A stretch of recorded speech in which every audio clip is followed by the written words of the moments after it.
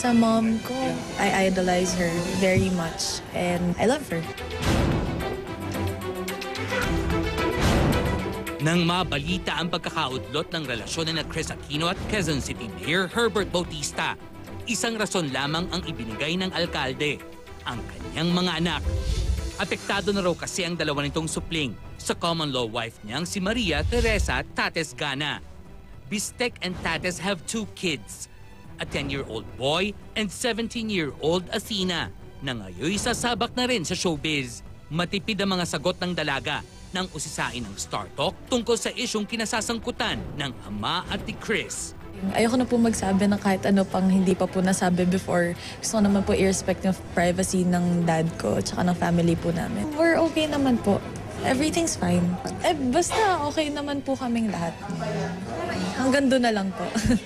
Buwan ng Abril nang kumpirmahin na Kris at Herbert ang pagkakamabutihan nilang dalawa.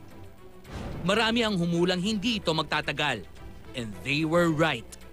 2 weeks ago, Kris decided to officially and graciously let go.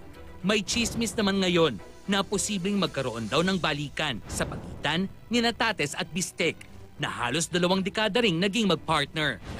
Siyempre po, gusto ko po okay po yung pamilya namin. So, siyempre wala namang taong na humihiling na magkagulo-gulo po ang pamilya.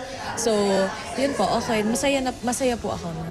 Ano naman kaya ang reaksyon ng nakababatang kapatid ni Mayor Herbert na si Harleen sa intrigang kinasasangkutan ng kapatid? Parang nagiging ate ako, yung parang naninermon. Ewan ko lang kung binabasa niya pag gano'n na yung tono ng text ko. Basta ako, sinasabi ko naman lagi, ang gusto ko lang yung maging happy siya talaga.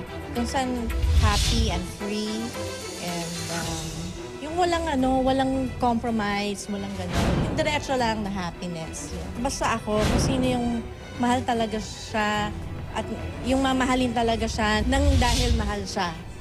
Yung walang dahilan.